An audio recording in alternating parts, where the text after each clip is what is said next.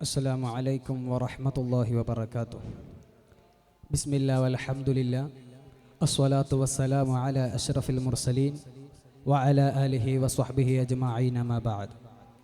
പ്രിയ ശ്രോതാക്കളെ, യുദ്ധം കൊണ്ട് സമാധാനം സാധ്യമാക്കുക എന്നത് വിഡ്ഢികളുടെ മാത്രം സ്വപ്നമാണെന്ന ആപ്തവാക്യത്തെ ഓർത്തെടുത്തുകൊണ്ടാണ് യുദ്ധരഹിത ലോകത്തെക്കുറിച്ചുള്ള ചർച്ചകൾക്ക് നാം തുടക്കമിടുന്നത്. യുദ്ധത്തിന് മനുഷ്യകുലത്തോളം തന്നെ പ്രായമുണ്ട്. രക്തച്ചൊരിച്ചിൽ നടത്തുന്ന ഒരു സമൂഹത്തെ സൃഷ്ടിക്കേണ്ടതുണ്ടോ എന്ന മലക്കുകളുടെ ചോദ്യം മനുഷ്യന്റെ പൊതു സ്വഭാവത്തിലേക്കുള്ള സൂചനയാണ്. ഭക്ഷണവും വസ്ത്രവും പോലെ ആയുധവും മനുഷ്യവംശത്തിന്റെ അവിഭാജ്യ ഘടകമായി കണ്ട മനുഷ്യർ മണ്ണിനും പെണ്ണിനും പൊന്നിനും വേണ്ടി തമ്മിൽ പോരടിച്ച അപരിഷ്കൃത ഇന്നലകളിൽ നിന്നും പുരോഗമനത്തിന്റെ വർത്തമാന കാലത്തിലെത്തുമ്പോഴും അജണ്ടകൾക്ക് ഏറെയൊന്നും മാറ്റങ്ങളുണ്ടായിട്ടില്ല. സാമൂഹ്യശാസ്ത്ര വിലയിരുത്തൽ പ്രകാരം സംഘർഷത്തിന്റെ ഏറ്റവും തീവ്രമായ രൂപമാണ് യുദ്ധം. സാമ്പത്തികവും സാമൂഹികവും രാഷ്ട്രീയപരവുമായ നിരവധി കാരണങ്ങൾ യുദ്ധത്തിന്റെ പിന്നാമ്പുറങ്ങളിൽ നമുക്ക് കണ്ടെടുക്കാൻ സാധിക്കുമെങ്കിലും ഏകപക്ഷീയമായ സാമ്രാജ്യത്വ താല്പര്യങ്ങളെയാണ് പുതിയ കാലത്ത് യുദ്ധമെന്ന് വ്യാഖ്യാനിക്കപ്പെടുന്നത്. 90കളിലെ അമേരിക്ക ഇറാഖ് യുദ്ധം മുതൽ സമീപകാല റഷ്യൻ യുക്രൈൻ യുദ്ധം വരെ സാമ്രാജ്യത്വ താല്പര്യങ്ങളെ ആഗോള മീഡിയകൾ യുദ്ധമെന്ന് ഓമന പേരിട്ട് വിളിക്കുകയായിരുന്നെന്ന വസ്തുതകൾ നമ്മെ ബോധ്യപ്പെടുത്തുന്നുണ്ട്. ഒരു പുതിയ മൂന്നാം ലോക യുദ്ധത്തിലേക്കുള്ള വാതിലുകൾ തുറന്നിടും വിധത്തിൽ പശ്ചിമേഷ്യയുടെ ആകാശങ്ങൾക്കുമീതെ ഘനീഭവിച്ച യുദ്ധമേഘങ്ങൾ യുദ്ധരഹിത ലോകത്തെക്കുറിച്ചുള്ള ചർച്ചകൾക്ക് കൂടുതൽ പ്രസക്തമാകുന്നുണ്ട്. ലിറ്റിൽ ബോയിയേക്കാളും ഫാറ്റ്മാനേക്കാളും 100 ഇരട്ടി പ്രഹരശേഷിയുള്ള മാരകായുധങ്ങൾക്ക് മീതെയാണ് ഉത്തരാധുനിക ലോകം ഇന്ന് ചവിട്ടി നിൽക്കുന്നത്. ഒരു ജനതയെ മാത്രമല്ല, ഒരു ഭൂഖണ്ഡത്തെ തന്നെ തച്ചു തകർക്കാനും തലമുറകളെ ഭസ്മമാക്കി തീർക്കാനും സാധിക്കുന്ന മോഡേൺ ന്യൂക്ലിയർ വെപ്പണുകൾ യുദ്ധമുഖത്തെത്തുകയെന്നത് അനധിവിദൂരമല്ല. ഐൻസ്റ്റീൻ നിരീക്ഷിച്ചു വെച്ച യുദ്ധായുധങ്ങളിൽ നിന്ന് സർവ്വസംഹാര ശേഷിയുള്ള മാരകായുധങ്ങളിലേക്ക് ലോകം ചുവടുമാറിയത് അതിവേഗത്തിലാണ്. 1945 ഓഗസ്റ്റ് 6 ഹിരോഷിമയിൽ ബോംബിംഗ് നടത്തിയ ശേഷം പൈലറ്റ് റോബർട്ട് ലൂയിസിന് പോലും തന്റെ ചെയ്തിയിൽ പശ്ചാത്തപിക്കേണ്ടി വന്നെങ്കിൽ മനുഷ്യരോടെന്നല്ല സഹജീവികളോട് പോലും കയ്യിലുള്ള ആയുധത്തിന്റെ വീര്യമറിയാതെ ചെയ്തു കൂട്ടിയ കോപ്രായത്തരങ്ങൾക്ക് കാലം കണക്ക് ചോദിക്കുക തന്നെ ചെയ്യും. എങ്ങനെയാണ് യുദ്ധങ്ങൾ ഉടലെടുക്കുന്നത്? അന്ത്യമില്ലാത്ത യുദ്ധമെന്നത് ആരുടെ താല്പര്യമാണ്? പ്രലോഭനങ്ങൾക്കും പ്രകോപനങ്ങൾക്കും അടിമപ്പെട്ടു പോയ ദുർബല രാഷ്ട്രങ്ങളെ തമ്മിലടിപ്പിക്കുന്ന, അതുവഴി തങ്ങളുടെ താല്പര്യങ്ങളെ സംരക്ഷിച്ചു പോരുന്ന മുതലാളിത്ത രാഷ്ട്രങ്ങളുടെ ഭീകരമായ അജണ്ടകളെ ഇനിയെങ്കിലും ലോകം തിരിച്ചറിയേണ്ടതുണ്ട്.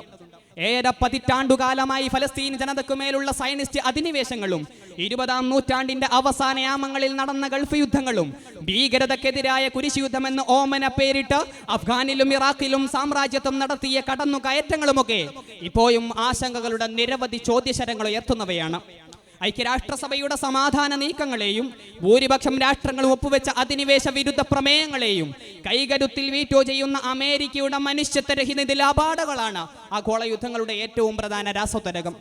ഫ്രാങ്കലിൻ ന്യൂസ്വെൽറ്റിന്റെ മരണത്തെ തുടർന്ന് അമേരിക്കയുടെ പരമാധികാരം കയ്യേറിയ ഹാരി ട്രൂമാൻ മുടക്കിയ ഞങ്ങളുടെ നിർദ്ദേശങ്ങൾ ഉൾക്കൊള്ളാൻ കഴിയില്ലെങ്കിൽ ഇന്നേ വരെ കണ്ടിട്ടില്ലാത്ത നാശത്തിന്റെ പെരുമട കൊള്ളാൻ നിങ്ങൾ തയ്യാറാവുക എന്ന ആയുധ മുഷ്കിന്റെ മുടക്കം ഇപ്പോഴും ലോകത്തിന്റെ സ്വാസ്ഥ്യം കെടുത്തുന്ന ഗർജനമായി നിലനിൽക്കുന്നുണ്ട്.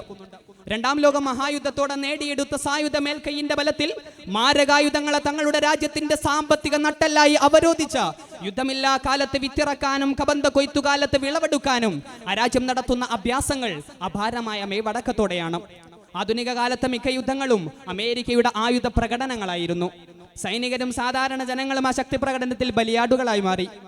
യുദ്ധ സംപ്രേക്ഷണത്തിലൂടെ പോരാട്ടത്തിന്റെ അവസാന ലാഭവിഹിതവും കൈവശപ്പെടുത്തിയ അമേരിക്ക തന്നെ സമാധാന ചർച്ചകൾക്ക് കാർമ്മികത്വം വഹിക്കുമ്പോൾ യുദ്ധവും സമാധാനവും സന്ധിയാവാതെ തുടരുന്നതിൽ അത്ഭുതപ്പെടാൻ ഒന്നുമില്ല. UN അതിന്റെ പ്രഖ്യാപിത ലക്ഷ്യങ്ങളെ ആർജവത്തോടെ ഉയർത്തിപ്പിടിക്കുകയും സാമ്രാജ്യത്വ സയനിസ്റ്റ് പാദസേവ അവസാനിപ്പിക്കുകയും ചെയ്യേണ്ടത് യുദ്ധരഹിത ലോകക്രമത്തിന്റെ ആദ്യ ചുവടുപടിയാണ്. വംശീയ ഉന്മൂലനത്തിന്റെയും ഏകപക്ഷീയ കടന്നാക്രമണങ്ങളുടെയും ഭീതിതമായ വാർത്താ പരിസരത്ത് സമാധാനമെന്ന ആശയത്തെ അവതരിപ്പിക്കാനാണ് നാം ശ്രമിക്കേണ്ടത്.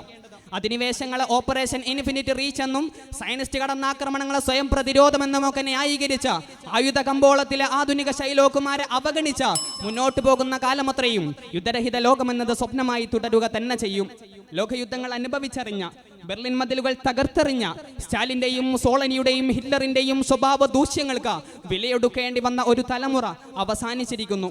ഇനിയും ഒരു പുതിയ ലോകമഹായുദ്ധം രുചിക്കുകയാണെങ്കിൽ അതിന്റെ സ്വഭാവവും പരിണിതി ഫലങ്ങളും ഭീതിതമായിരിക്കുമെന്ന തിരിച്ചറിവ് പരമപ്രധാനമാണ്. യുദ്ധരഹിത ലോകത്തിൽ പ്രതീക്ഷ വെച്ച വാക്കുകൾ ചുരുക്കുന്നു. അസ്സലാമു അലൈക്കും വറഹ്മത്തുള്ളാഹി.